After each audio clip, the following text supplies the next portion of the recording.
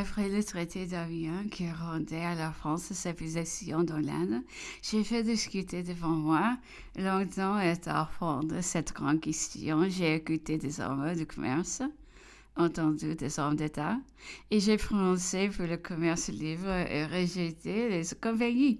Dès là, l'empereur est passé à plusieurs points d'économie politique consacrés par suite dans sa richesse des nations. Il les avouait vrais en principe, mais les démontrait faux dans leur application. Malheureusement, ici encore, je ne retrouve que de stériles indications. Il a terminé en disant, jadis, on ne connaissait qu'une espèce de propriété, celle du terrain. Il en est survenu une nouvelle, celle de l'industrie, aux prises en ce moment avec la première, puis une troisième, celle d'arrivant des énormes charges perçues sur les administrés qui distribuent par les mains neutres et partiales du gouvernement pouvant garantir du monopole des autres. Le servir d'intermédiaire et les empêcher d'en venir aux mains. Il appelait cette grande lutte de nos jours la guerre des champs contre les comptoirs, celle des créneaux contre les métiers. C'est pourtant, disait-il, pour n'avoir pas voulu reconnaître cette grande révolution dont la propriété veut s'obstiner à fermer les yeux sur de telles vérités qu'on fait dans des sottises aujourd'hui et qui l'on s'expose à tant de bouleversements. Le monde a éprouvé un grand déplacement et il cherche à sa recevoir. Voilà, en 2 mots, devenait-il toute la clé de l'agitation universelle qui nous tourmente.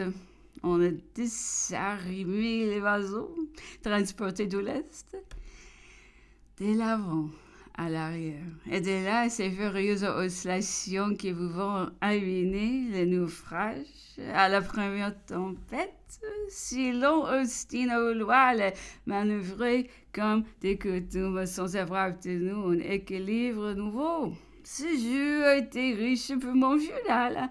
Outre les sujets déjà traités, il a été question de plusieurs autres encore, en parlant des Indes et de la Campanie anglaise. L'énorme émission de Suffren a été mentionnée. L'empereur n'en avait pas une exacte connaissance. Il savait confusément que cet officier avait rendu de grands services. Et lui, Napoléon avait, par ce seul sentiment, disait-il, accordé beaucoup à sa famille. Il m'a questionné à son sujet. Je ne l'avais pas connu. Je ne pouvais que lui rendre les traditions du corps. Oh, il était admis, lui, disais-je, parmi nous dans la marine, qui est monsieur de Suffren. A été, dit oui, Louis XIV. C'est le seul qui rappela des grands marins de notre belle époque navale. Monsieur de Suffren avait du génie, de la création, beaucoup d'ardeur, une forte ambition, un caractère de fer. C'était un de ces hommes que la nature a rendu propre à tout. J'ai entendu des gens très sensés et très forts dire que sa mort en 89 pouvait avoir été une calamité nationale qu'admis au Conseil de roi dans la crise du moment, il eût été détail à donner une autre issue aux affaires. Monsieur de Suffren, très dur, très bizarre, extrêmement égoïste, mauvais concheur, mauvais camarade, n'était aimé de personne, mais était apprécié, admiré de tout. C'était un homme avec qui l'on ne pouvait pas vivre. Et il était surtout fort difficile à commander, obéissait peu, critiquait tout, déclarant sans cesse sur l'inutilité de la tactique, par exemple, et se montrant besoin le meilleur tacticien. Il en était de même de tout le reste. C'était l'inquiétude et la mauvaise humeur du génie et de l'ambition qui n'a pas ses côtés franches. Parvenu au commandement des escadres de l'Inde et conduit au roi pour prendre congé, un visier figé avec peine ouvrit la foule. Peu qui peut parvenir. Je vous remercie aujourd'hui, disait-il, l'huissier un grognant et nasillant, d'après sa nature. Mais aurais-tu, monsieur, vous verrez que je saurais bien me faire place moi-même. Et il tient parole.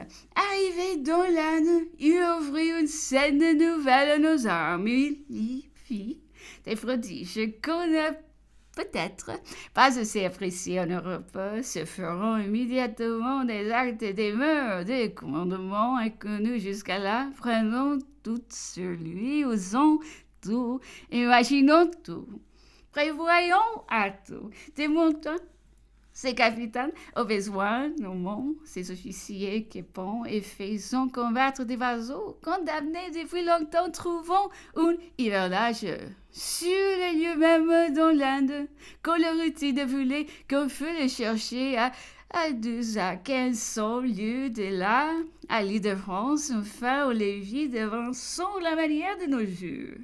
S'approcher de la côte, embarquer des soldats qui avaient combattu l'ennemi, et les battre avec eux l'escadre anglaise et les reporter le lendemain à leur camp, pour qu'ils puissent combattre de nouveau. Aussi notre pavillon prit-il tout à coup de supériorité que durait-elle l'ennemi. Oh, pourquoi cet homme s'écriait l'empereur. N'a-t-il pas vécu jusqu'à moi? Oh, pourquoi?